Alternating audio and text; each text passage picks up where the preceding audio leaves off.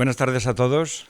A ver, como sabéis, en el 65 aniversario de la asociación estamos intentando hacer una serie de charlas, por lo menos de una forma reglada, mensual, y en esta ocasión pues hemos tenido pues una petición que hemos servido gustosos de doña María Luisa Burguera, que nos viene muy bien, porque como sabéis, durante estos lamentables años del COVID, pues, hemos venido un poquito así en tapadillo. Muchas veces recordaréis que teníamos un aforo indicado y pues muchos decían, ¿y viajes? ¿Y viajes? Pues, ¿cómo vamos a hacer viajes? Bueno, pues los viajes los vamos a hacer hoy, pero de una forma imaginaria. Y nos viene bien porque es una persona que ha escrito, creo que también además durante la pandemia, con recuerdos que ella atesoraba, y entonces, bueno, pues nos viene redondo. De una parte, la afición del ferrocarril, como sabéis, estudiamos la técnica, cómo se construye, la mecánica, tuvimos aquí el ingeniero este que nos habló de las ruedas y todo esto, pero claro, el final de todo es el viaje. Todo se hace para que se viaje. Recordaréis hace poco esta serie de televisión que era con la base de la guía Baedeker, la famosa guía Baedeker azul, que tiene las rutas de los principales itinerarios de Europa. Curiosamente, estamos celebrando el 170 aniversario del primer ferrocarril de Valencia y a nadie se le ha ocurrido que yo sepa, porque claro, si cada 10 años vamos a estar celebrando, pero bueno, es una fecha más o menos redonda.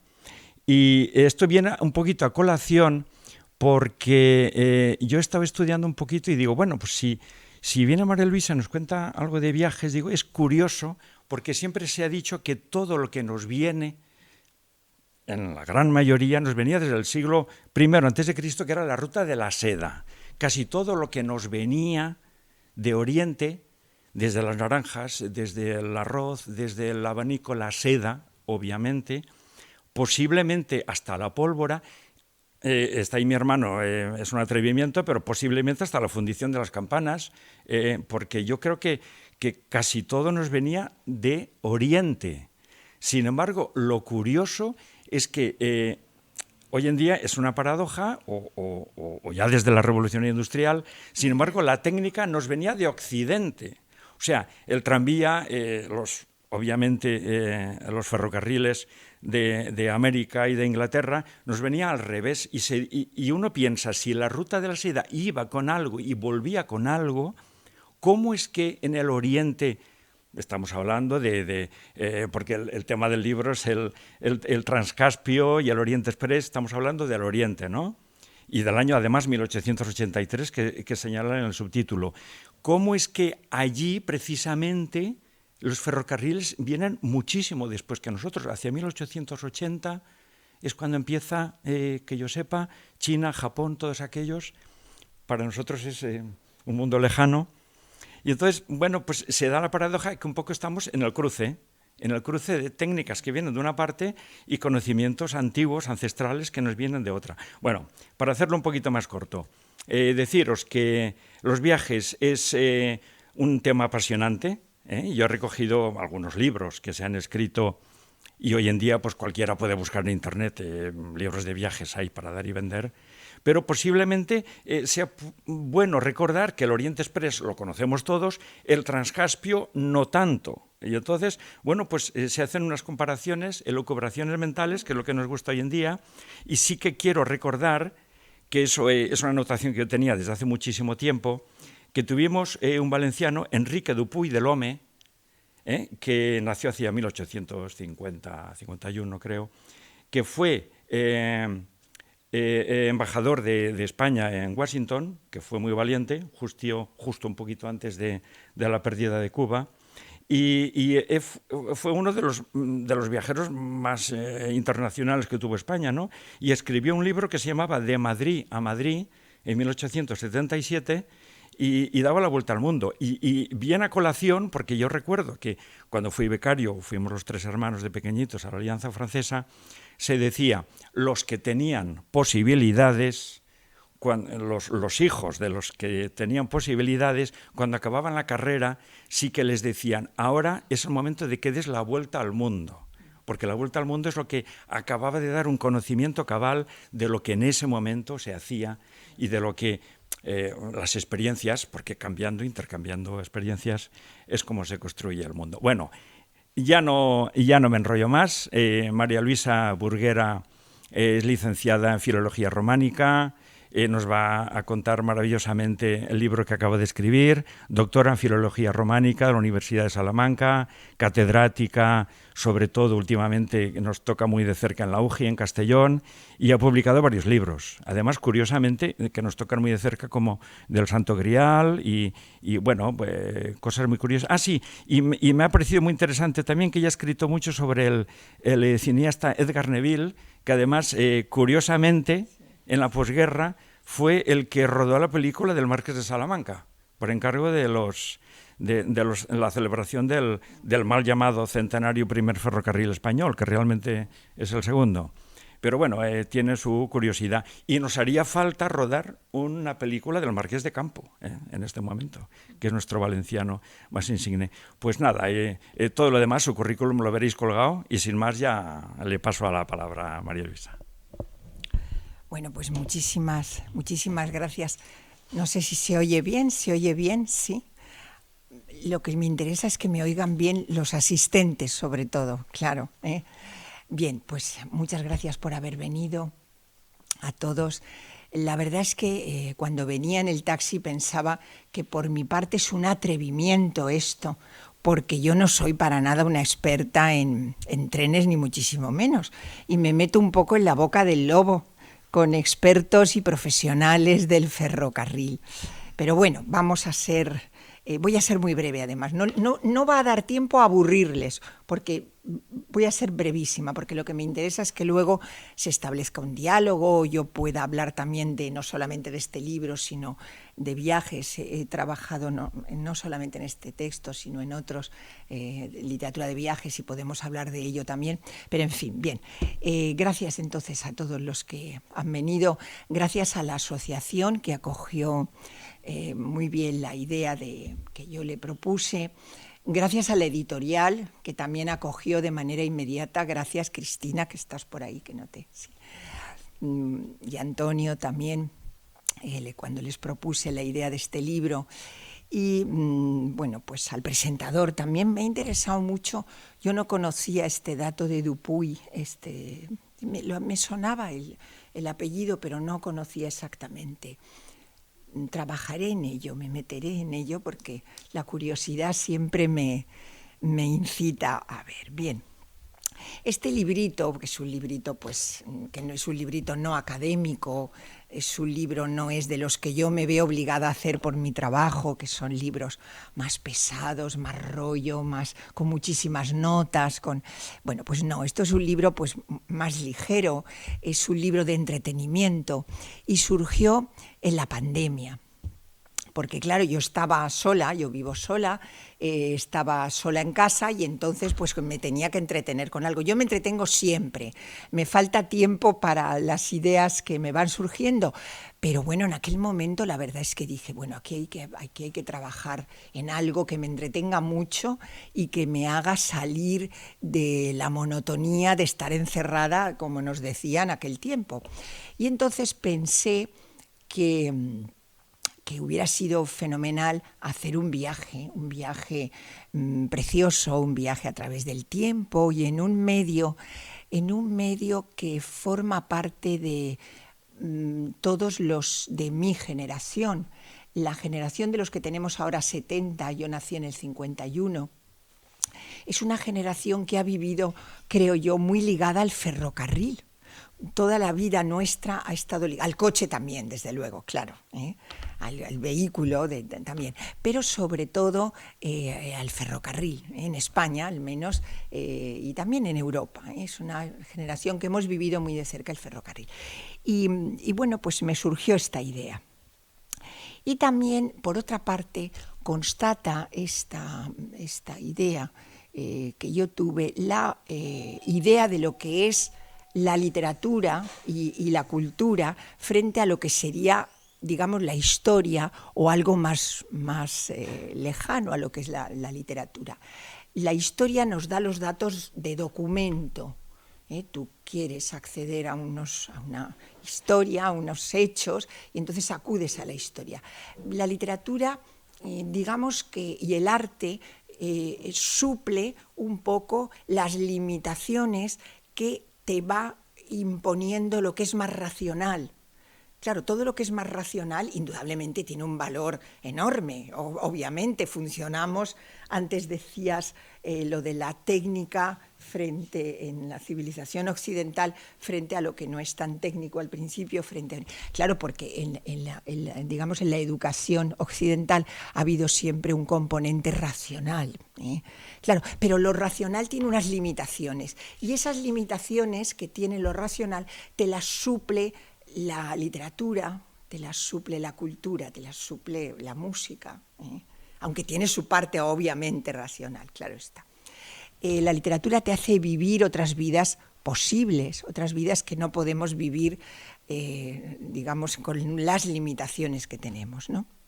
Bien, dicho esto, siempre que escribo algo, yo nunca escribo, antes me preguntaba alguien, no recuerdo exactamente, si había hecho algo de ficción.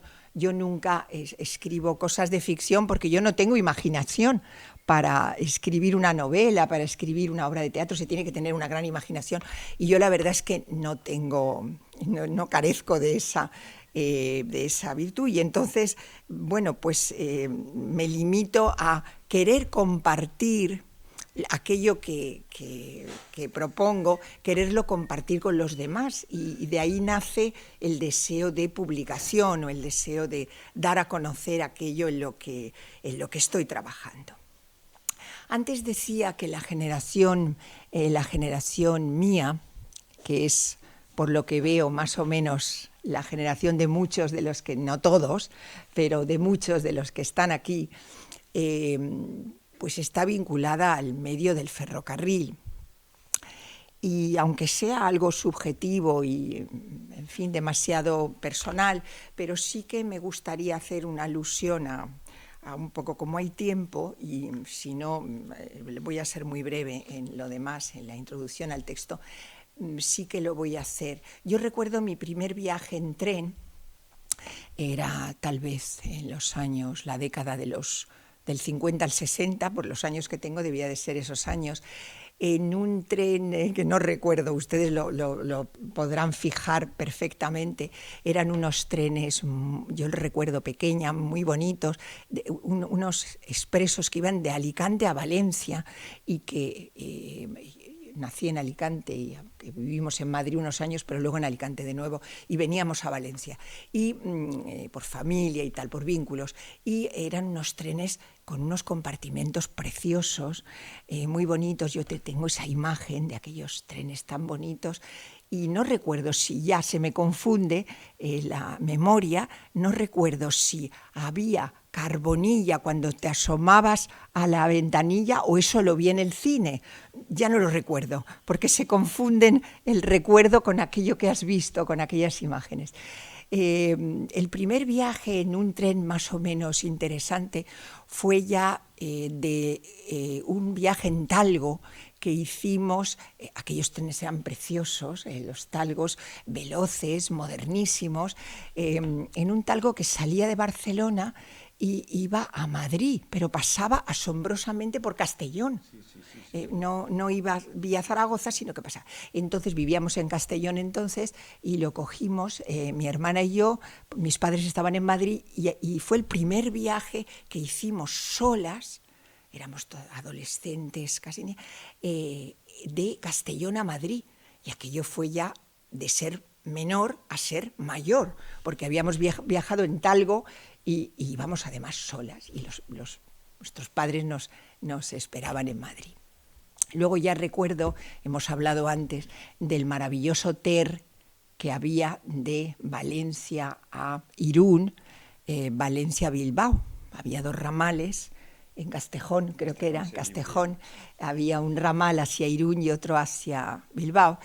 Yo estudié la carrera en Zaragoza, entonces cogíamos el tren en Sagunto, que ya era una aventura ir hasta Sagunto y tal. Entonces en Sagunto cogías aquel tren y llegábamos a Zaragoza a mediodía y el tren seguía, bueno, después de 5 horas o 6, no recuerdo ya porque se perdía uno. Pero bueno, aquellos trenes estaban, eran unos trenes potentes, unos trenes, pues bueno, claro, para nosotros eran los trenes de los 20 años. ¿Qué decir de aquellos viajes de trenes cuando teníamos 20 años? Porque eran maravillosos. Porque claro, era maravilloso el tren, pero en realidad lo que era maravilloso era tener 20 años, claro. Entonces era maravilloso, aquellos viajes maravillosos. Bien. Y luego ya otros viajes en tren ya más complejos, también los he comentado antes. Uno de los destinos de trabajo que yo tuve fue en Albacete, y entonces había un expreso que salía de Castellón como a las 6 de la tarde y llegaba a Albacete a las 2 de la mañana, una cosa así, porque en Albacete todos los trenes llegaban a las 2, a las 3 o a la 1 de la mañana, o sea, la hora de llegada a Albacete siempre. Y aquellos expresos pues ya eran un tanto inquietantes, porque claro, las horas de llegada a mí me recordaban a los expresos de la Europa Central un poco, pero cuando llegabas a Albacete y salía el vendedor de navajas, que ustedes no sé si lo han, pero yo lo recuerdo perfectamente, que vendía las navajitas de Albacete, y entonces claro, ya no sabías que no estabas en Budapest, sino que estabas en Albacete, claro. Te dabas perfecta cuenta de que tenías que bajar. Bien, otros viajes en tren, pues bueno, ya viajes más casuales, viajes en el TGV de París a Bretaña, el TGV Un Buen Tren, lo conocen, parecido al AVE, pero el AVE es más moderno, ¿no? Más de otra manera. Para nosotros que somos profanos, para los profanos es un poco parecido, por aquellos lugares, todas las llanuras, a veces todas nevadas de Bretaña a París. Y luego solamente una vez, porque el transporte en Estados Unidos no es normalmente en ferrocarril, es de otra manera, pero sí una vez de Boston a Providence, una ciudad, unos trenes enormes, altísimos, la imagen es unos trenes que tenías casi que escalar, Bueno, yo soy muy alta, pero teníamos casi que escalar el tren, unos trenes muy potentes, muy distintos a los trenes europeos. Bien, bueno, pues la vida de una persona es la vida en el tren, ¿no? Ya ven que bueno, la vida es muchas veces esa idea de la estación en la que coges un tren a tiempo o no, ¿no? Esa idea de coger el tren en un determinado momento de la vida o dejar pasar el tren en ese momento, ¿no? Esa idea en el imaginario literario de coger a tiempo el tren. Bien, yo desde luego he querido hacer esta introducción un tanto personal, un tanto, en cierto modo, melancólica, pero bueno, la vida es a veces así, ¿no? Y siempre con esa idea de ese viaje, como repito, en tren en el que inicias una aventura un poco, ¿no? Ahora veremos lo que es el viaje y lo que es la aventura. Yo me he referido en este texto, en este libro, a dos viajes vinculados con dos recorridos geográficos que a su vez se vinculan con dos ferrocarriles. El primero, un relato de Julio Verne, mediante el que viajaremos, si ustedes tienen a bien comprar el libro y luego leerlo, viajaremos en el Transcaspiano, y que ese texto se tradujo al español con el título de, a lo mejor alguno de ustedes lo conocen, A través de la estepa. Es un texto a través de la estepa. El título original no es A través de la estepa, el título original es el de el protagonista, que se llama Claudius Bombagnac, Claudius Bombagnac, que es el protagonista, pero se tradujo como A través de la estepa. Bien. El segundo texto en el que me he fijado se vincula con el ferrocarril del Orient Express, y es la primera obra en la que se hace referencia a este tren del Orient Express.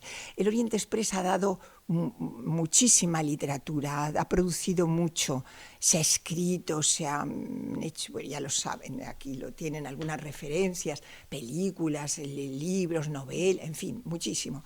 Pero este texto en el que me fijé fue el primero. Se llama De Pontoise a Estambul, Orient Express. Pontoise es una estación de metro de París. Hoy en día forma parte del Gran París, pero entonces también era, en realidad el libro es como si se llamase De París a Estambul, de París a Estambul. Luego haré una observación en torno al nombre de Estambul o Constantinopla. Es lo mismo, Luego haremos una observación, ahora no quiero desviarme. Bien, entonces yo me he fijado en esos dos textos, en el de Julio Verne y en el de este otro autor que no es muy conocido, que se llama Edmond, escrito About, Edmond About, Edmond About, pero no es demasiado conocido, digamos. Bien, una breve referencia a la palabra viaje, porque he visto que les interesaba mucho la palabra, el concepto de viaje. Luego, si quieren, hablamos de eso. Breve referencia. Fíjense, aunque la palabra viaje está documentada en el siglo XIV ya, la palabra viaje en español está documentada en el siglo XIV, no aparece usada normalmente hasta el siglo XVI. Y no es casual, porque en el siglo XVI es cuando en España se producen los grandes viajes, las grandes navegaciones, la gran gesta del descubrimiento. Los grandes viajeros españoles surgen en el siglo XVI. Y entonces la palabra viaje significaba entonces emprender un camino, aventurarse en el océano sin rumbo, como hicieron los grandes navegantes del siglo XVI. Viaje está muy lejos de la determinación y del itinerario. No hay un itinerario para un viaje. El concepto de viaje, digamos que supera eso. Luego se han ido ajustando. Hoy decimos me voy de viaje, tenemos un itinerario. Pero realmente en el momento en el que surge no tiene que ver con esto. Ni tampoco el concepto de viaje está en relación con la distancia.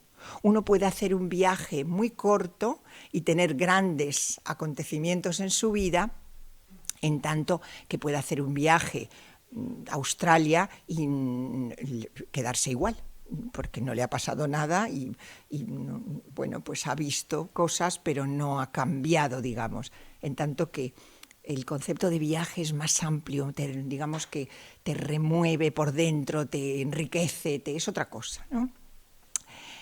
Para emprender un viaje, por lo tanto, son necesarias varias cosas, enlazando con el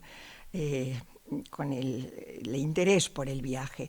Es necesaria la voluntad de realizarlo, también es necesario el deseo y la libertad, y sobre todo el deseo, aunque sea implícito, de aventura, de lo que está por venir. La palabra aventura procede de advenire, lo que está por venir, lo que me puede suceder. Bien, esto por una parte estaba ahí a la hora de acercarme yo a estos textos. Y por otra parte me asombraba también otra cosa que tiene que ver mucho con ustedes, que es lo siguiente. Fíjense, impulso, me parece muchísimo impulso, imaginación enorme, capacidad de creación de nuevas empresas, capacidad de invención, también capacidad de riesgo. Todo eso rodeó digamos, el emprendimiento de las grandes empresas de ferrocarriles de mitad del siglo XIX. Toda esa aventura que significó el poner en marcha todas aquellas grandes empresas. Desde luego el impulso del comercio y las relaciones entre los países hizo que las líneas férreas se extendieran por todo el mundo, primero por el mundo civilizado, ya lo saben, pero luego también por el mundo menos civilizado, por Oriente, lo que se ha citado, ¿no? Hubo múltiples intereses económicos en ello, desde luego, y todo ello hizo que aquel nuevo sistema de comunicaciones avanzara y también impulsara algo tan esencial como la relación entre los países. Bien, así pues, yo me he aproximado al ferrocarril desde dos puntos de vista, como les decía, distintos. Por una parte, desde esta obra de Julio Verne, Clovis Bombagnac, o A través de la estepa, que es un relato de ficción, es una novela. Una novela divertida, como todo lo de Verne, una novela interesante, una novela que te apasiona, como todo lo que escribió Verne. Y por otra parte, lo que se llama en literatura un relato de viaje. No es una novela, no es una novela, es un relato de viaje, que es lo que hizo Abu en ese relato sobre el primer viaje que se hizo en el Orient Express. Era un periodista al que invitan en ese primer viaje inaugural, y estamos hablando de octubre del 83, de 1883, y entonces, bueno, él escribe ese relato sobre el viaje. Bien. Se encuentran vinculados esos relatos, como les he dicho antes, a dos ferrocarriles. El primer caso al ferrocarril transcaspiano, que luego enlaza con el transasiático. El transcaspiano se comienza a construir en el año 1879, y la novela, fíjense, de Clovis Bombagnac, es del año 92. Hay mucha distancia, relativa distancia, entre el transcaspiano 1879 y la novela 1892. En tanto que el ferrocarril del Orient Express se inaugura en el año 83.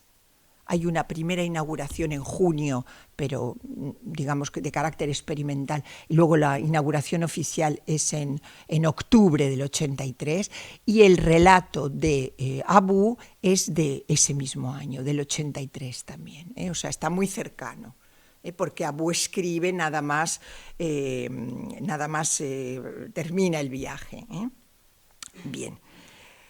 En la obra de Verne, que es, ya les digo, una novela, hay todavía cierto deseo de cumplir una misión, cierto romanticismo, hay la descripción de una aventura en un medio de comunicación nuevo, que es el que ha surgido con el transcaspiano, fruto de ese empeño por el Imperio ruso de extenderse también y de crear esa línea. Y en el relato de Abu, por el contrario, ya les digo que es un relato de viaje en el que no hay ficción, él se limita a ir describiendo los lugares por los que él va pasando, se detiene muchísimo en la descripción del tren, porque a él lo que le interesa, a Abu lo que le interesa un poco, te da la impresión, es hacer un poco la propaganda de ese medio de comunicación, que en ese momento era un medio de comunicación magnífico, el Orient Express. Entonces se detiene mucho en el tren y se detiene mucho en la meta del viaje, que es Constantinopla o Estambul. Fíjense, Constantinopla, el nombre de Constantinopla, que es un nombre griego, del Imperio griego, dura prácticamente hasta 1876.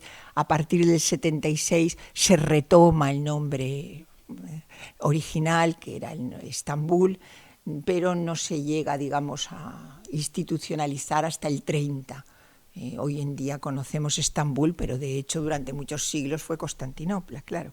Bien, en suma, y voy a cerrar ya, con Clovis Bombagnac viajamos en el ferrocarril transcaspiano con un escritor de ficción, con un escritor incomparable, como fue Verne, como un genio, como fue él, desde luego. Y vivimos una aventura Nos metemos en el mundo de la literatura y de la novela. En tanto que con el texto de Pontoise a Estambul, con Edmond Tabou, viajamos en el Oriente Express con un periodista afamado en su momento, un hombre de cierto renombre en el París de su momento, pero fíjese que no ha trascendido mucho. Un observador inteligente, desde luego, un hombre muy cosmopolita, es un hombre muy cosmopolita, y un buen escritor, sin duda, un buen escritor, pero claro, carece de la genialidad de Julio Verne, de la capacidad de Julio Verne. Un periodista español del principios del siglo XX, que fue un hombre muy interesante, de una vida muy interesante, César González Ruano, en sus memorias dijo algo que tenía que ver con la idea esta que yo tengo del Oriente Express y de estos trenes. Les cito lo siguiente, decía: los ojos más bellos fueron aquellos que en una madrugada vimos desde nuestro vagón de ferrocarril en la ventanilla de otro tren que se cruzaba con el nuestro. Y así el mejor recuerdo es el de aquello que no se tuvo nunca. Yo me atrevo a invitarles a la lectura de esta obra porque de este modo estaremos acercándonos a algo que no hemos tenido, porque no lo hemos vivido, pero que lo podemos evocar, a través de la literatura, a través de un acercamiento de otro tipo. La verdad es que de unos tiempos felices, a mí me da la impresión, de unos tiempos felices en los que se viajó por el placer de viajar, claro está, por el placer de vivir una aventura en aquel viaje, de disfrutar del propio viaje, unos tiempos en los que te da la impresión de que la vida fue mucho más bella, desde luego, mucho más bella. Bien, yo no tendría nada más que decirles. Me surgen muchas puntualizaciones, muchas cosas, porque da mucho de sí, sobre todo el Oriente Express. El Oriente Express ha dado infinidad, ya digo, de literatura, de observaciones, de miles de cosas. Pero bueno, si acaso, en fin, quieren que les comente algo más, que incida algo más en algo que les pueda interesar. Yo he trabajado sobre todo literatura de viajes, pero ahí no lo he puesto porque, en fin, no venía el caso. Viajes por la España del siglo XIX y viajes que hicieron viajeras francesas, sobre todo. Hubo unas señoras francesas que viajaron por el siglo XIX por España. Y entonces había algunos textos, algunos están traducidos, pero había otros textos que no estaban traducidos. Y yo me he atrevido a hacer alguna cosa sobre estos viajes y son muy entretenidos y muy divertidos. Si les interesa el tema del viaje, hay el mejor texto, a mi modo de ver, de viaje por España, porque es muy divertido y te ríes mucho, es el de Théophile Gautier, que es divertidísimo. Luego hay otros, pero el de Théophile Gautier, Viaje por España, ese es el texto más emblemático. Y luego, pues, bueno, hay muchos, D'Amici, Andersen, el autor el autor de los cuentos, también escribe viajes por España. España se puso muy de moda en el siglo XIX, en Europa. Fue el lugar verdaderamente de moda, porque los europeos lo vinculaban con el romanticismo, es el tópico del viaje. Y entonces todo escritor francés que se preciara y todo escritor inglés que se preciara, pues tenía que visitar España. Y ese gran tour que has aludido, es cierto que eso existió. Sí, cuando se terminaban los estudios, las clases, digamos, con dinero, con disponibilidad, claro, a la persona que había terminado los estudios le decían: ahora tienes que hacer el gran tour que era por toda Europa, sobre todo por el sur de Europa, Italia, sobre todo, claro, Italia. Emblemáticamente Italia era el país que te daba las fuentes de la cultura, ¿no? Y eso estuvo de moda en el 18. Y luego en el 19 España. España estuvo muy de moda en el siglo XIX, muy sobre la segunda mitad. Y bueno, pues de viajes es lo que podría hablar más, pero tampoco quiero aburrir, Si tienen alguna cuestión o de algún otro texto, de alguna otra, en fin, no sé, estoy dispuesta a lo que ustedes quieran. Ya digo que yo sabía que me metía un poco en un terreno que no conozco. Yo conozco literatura, pero claro, en cuestión de trenes, lo único que sé es lo que les he contado al principio, los trenes que yo cogía y he cogido a lo largo de mi vida, pero claro, nada más, porque yo no me fijaba en la máquina y esas cosas, yo, pues nada, si era bonito, si era cómodo, si era, en fin, me gustaba aquellos trenes, todavía aquellos correos, el correo que había no sé si existe, ya no debe existir los correos. Bueno, pues el correo que había de Valencia a Zaragoza duraba todo el día.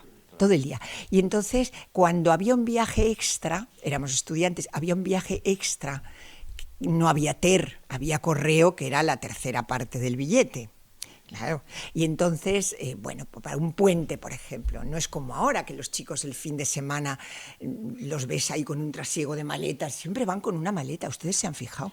La gente joven siempre lleva un trolley, siempre, porque claro, siempre circulan. Bueno, nosotros llegábamos y nos quedábamos ahí hasta 3 o 4 meses, y entonces el viaje extra era el correo, y el correo era todo el día. O sea, el correo era todo el día, porque ahora iba parando en todos los sitios, depositando el correo. Y cuando llegaba a Teruel, paraba 1 hora y media o 2. Entonces bajabas en Teruel, visitabas Teruel, saludabas a tus amigos, tomabas unos vinos y volvías otra vez al tren, pero estabas viajando.